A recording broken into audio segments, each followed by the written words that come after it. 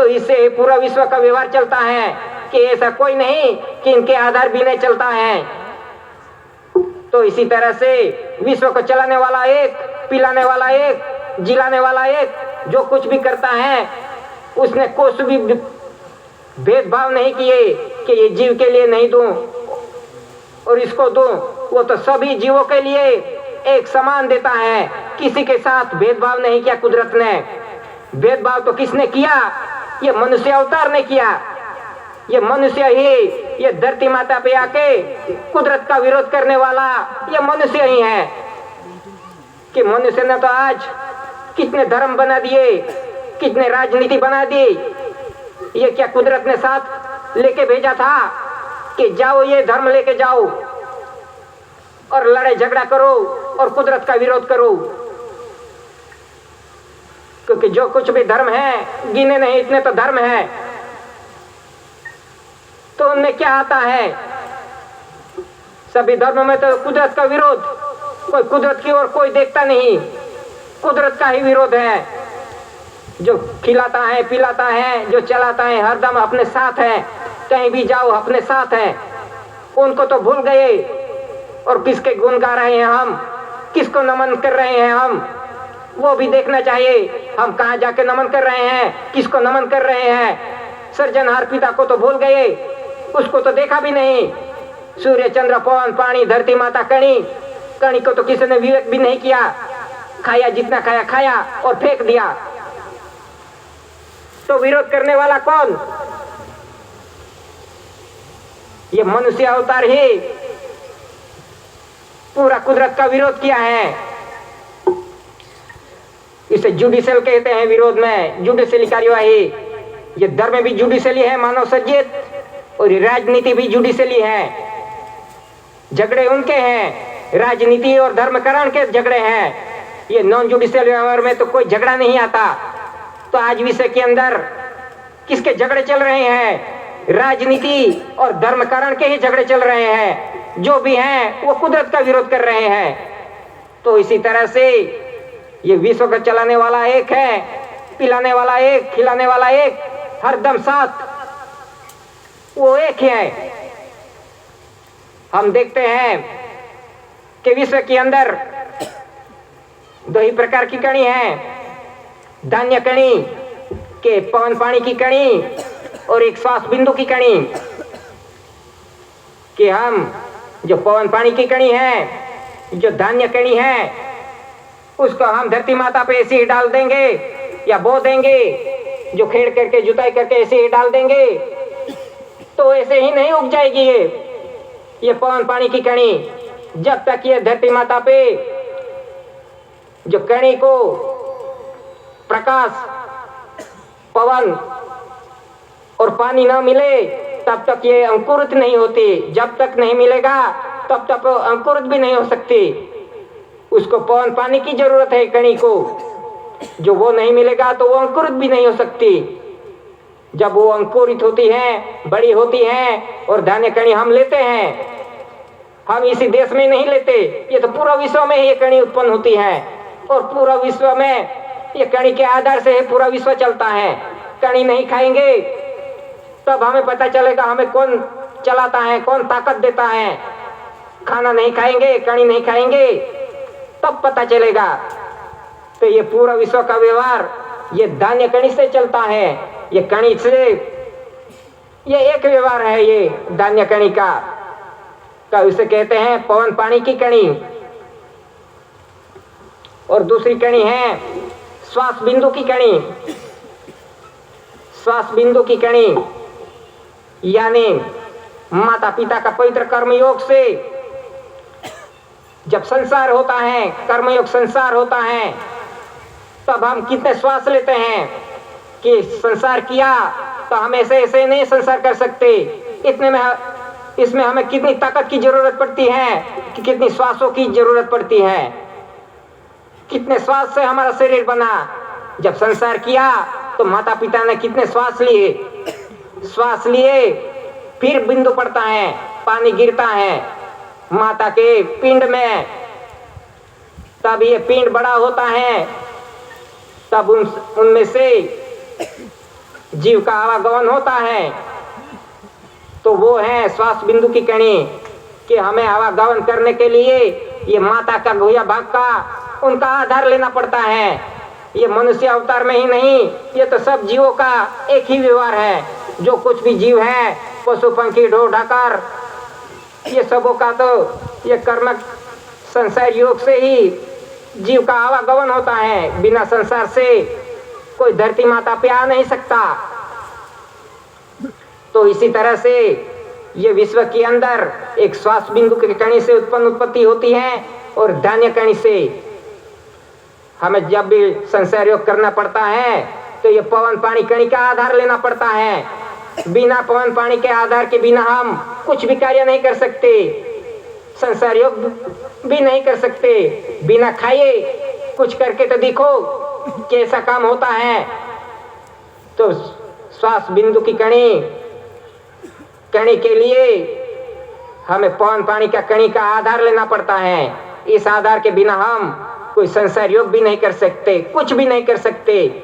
तो इसी तरह से ये पूरा विश्व का व्यवहार यही कुदरती रचना से ही चलता है कि हम हमारे देश में नहीं लेकिन पूरा विश्व में एक ही व्यवहार है। संसार योग के बिना कोई जीव आ नहीं सकता और धान्य कणी के बिना कोई जीव चल नहीं सकता। यही है विश्व का व्यवहार, जो जुडिशियल नॉन जुडिशियल व्यवहार है, कुदरती व्यवहार। तो इस आधार से ये पूरा विश्व का व्यवहार चलता है।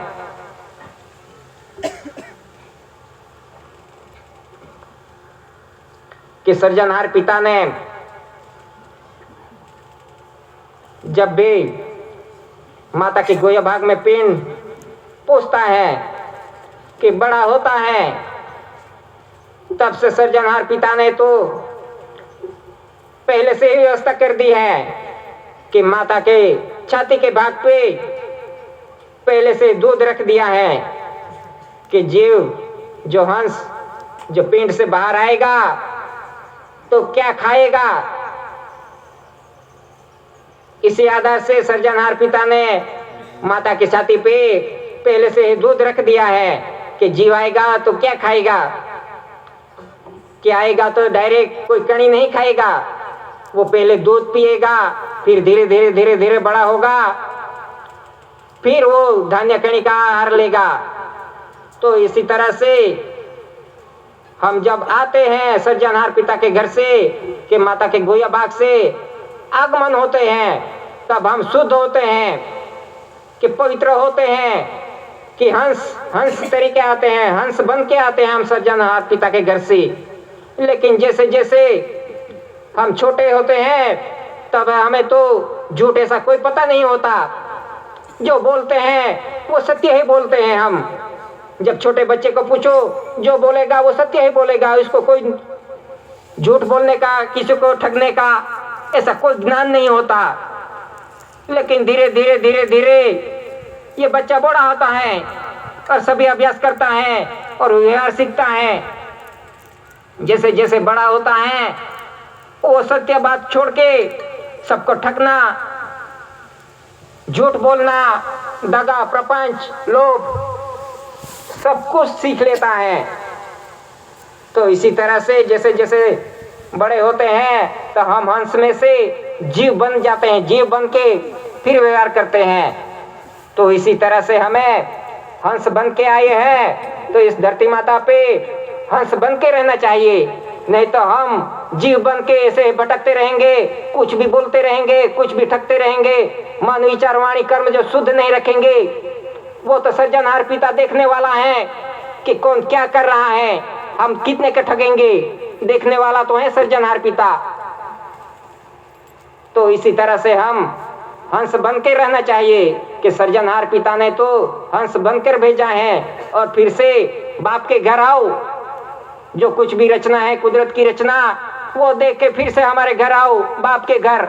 लेकिन हमने तो बाप का घर का रास्ता छोड़ दिया और इधर आके तो सबका ढोंगबाजी कर दी।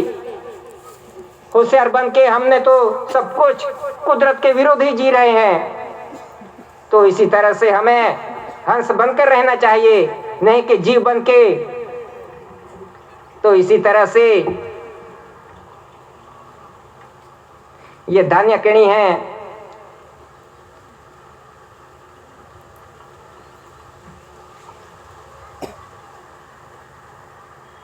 ये चावल, इसका पड़ है ऊपर का, जिसके माथे पे जो खाच का भाग है, और नीचे ये नीचे वाला भाग है। और इस पे पहले के समय में 7 आके आते थे ये पड़ पे, लेयर पे। लेकिन अभी तो ये कणी भी हाइब्रिड बन गई। इनमें तो अभी कितने पड़ आएंगे वो भी पता नहीं। सब ये कुदरती बियारा था, वो भी नष्ट कर दिया। तो इसी तरह से ये कणी के माथे के भाग पे जो खाच का भाग है, ऐसे ही हमारी ये शरीर रचना है। ये कणी की रचना और अपनी शरीर की रचना ये सेम ही है। तो वो देखना चाहिए कि जो कणी पे जो खाच का भाग है माथे पे, ऐसे हमारे ये टाड़वे का भाग बोलते हैं। तो यहाँ से ये जीव आता है। तो इसी तरह से कणी में भी यही रचना है। ये शरीर की रचना और कणी की रचना एक ही है। वो किसने दिखाया? ये दादा ने पुरवार किया है ये विश्व के अंदर कि कैसे ये सृष्टि की रचना है, कणी की रचना है, और कैसे मनुष्य की रचना है। तो इसी तरह से ये कणी की रचना और ये मनुष्य की रचना ये कुदरती रचना है। और इसका लेयर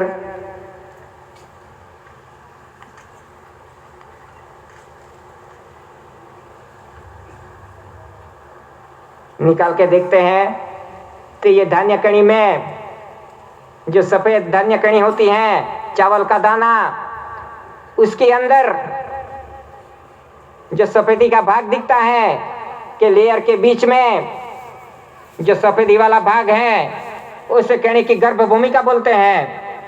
गर्भ भूमिका कि हमने तो खाना खाया, कितना खाया, अच्छा लगा तो और खाया, पेट भर के खाया और सब निकाल दिया। जो अच्छा लगा तो ज्यादा खा लिया, तो फिर आगे से भी निकल जाएगा और पीछे से भी। तो खाया उतना तो निकाल डाला। तो हमारे शरीर ये कैसे विकास होता है, कैसे बड़ा होता है? जितना खाया उतना तो निकाल दिया। तो ये शरीर कैसे बड़ा होता है कि ये जो गर्भ भूमिका है कणी की, जो सफेदी वाला भाग है, उससे ही हमारा शरीर बड़ा होता है।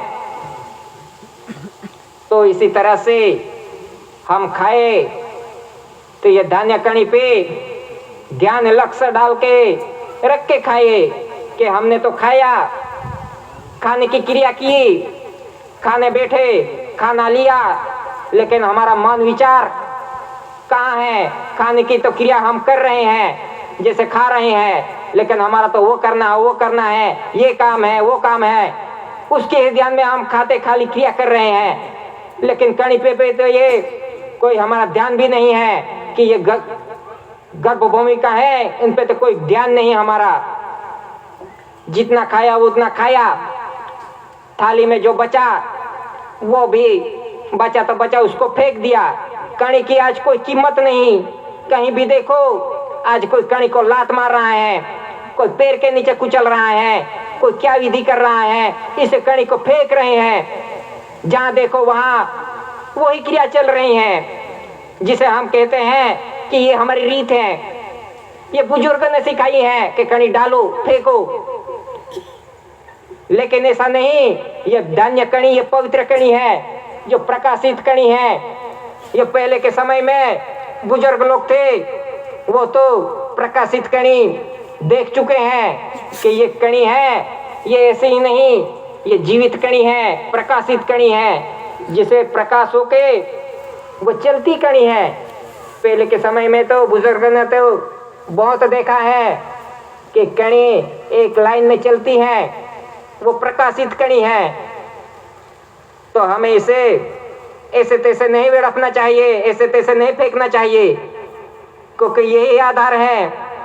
इस पे जो ध्यान नहीं रखेंगे तो हम सृजनहार पिता के विरोधी हो जाएंगे, कि यही आधार है मनुष्य का, जिसे हमारा और विश्व का व्यवहार ये धान्य कणी से ही चलता है। लेकिन आज दिन तक उसका व्यवहार किसी ने नहीं दिखाया। सब तो आए लेकिन वो कणी का ही विरोध करते गए। जो कुछ भी कहे, जो भी कुछ कार्य किया, वो कणी के विरोध ही किया। लेकिन दादा ने ही इस धरती माता पे आके ये धान्य कणी का व्यवहार विश्व को दिखाया और विश्व ने ये डिक्लेरेशन किया है। तो इसी तरह से हमें धान्य कणी पे ध्यान रख के, लक्ष्य रख के हमें ध्यान से खाना चाहिए। कोई भी कणी थाली में से एक दाना भी नहीं गिरना चाहिए, ऐसी हमारे होनी चाहिए रीत। तो इसी तरह से ये धान्य कणी पे ध्यान रख के, लक्ष्य रख के, गर्भ भूमिका पे ध्यान दे के खाना चाहिए।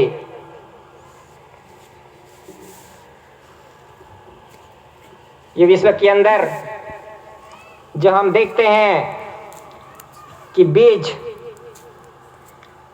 को तो सब नमन करते हैं कि ये बीज की रचना क्या है। जो सूर्य चंद्र का मिलन, पवित्र मिलन योग से जो बीज का निर्माण होता है, तो इसी तरह से जब तक सूर्य और चंद्र का बीज का निर्माण नहीं होगा, तब तक इस धरती माता पे जो भी बीज है वो भी अंकुरित नहीं हो सकते। जब तक सूर्य और चंद्र का बीज का निर्माण होता है और पूरे विश्व के अंदर ये बीज का पसारा होता है, मिलन योग से पूरे विश्व के अंदर बीज का पसारा होता है, तभी इस धरती माता पे पवन पानी की कणी और श्वास बिंदु की कणी का निर्माण होता है। अगर आकाश में जो सूर्य चंद्र का मिलन नहीं होगा तो इस धरती माता पे भी कोई कणी उत्पन्न नहीं होगी। यह है कुदरती रचना। ये बीज कहते हैं, बीज को पूजते हैं, लेकिन ये बीज की रचना क्या है, कैसी है, ये तो दादा ने विश्व के समक्ष रखा। तो इसी तरह से ये पूरा विश्व बीज के अंदर जो कुदरती बीज है उसकी रचना के अधीन चलता है।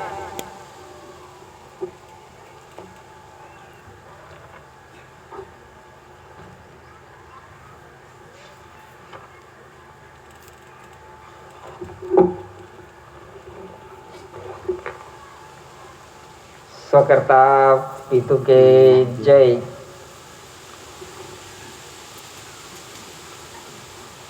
पितु पद की शुद्ध रचना की रचना शुद्ध है वही कौन समझाए हो। पितु पदे आवागमनी हंसो, रचना देखो पितु पद की। पितु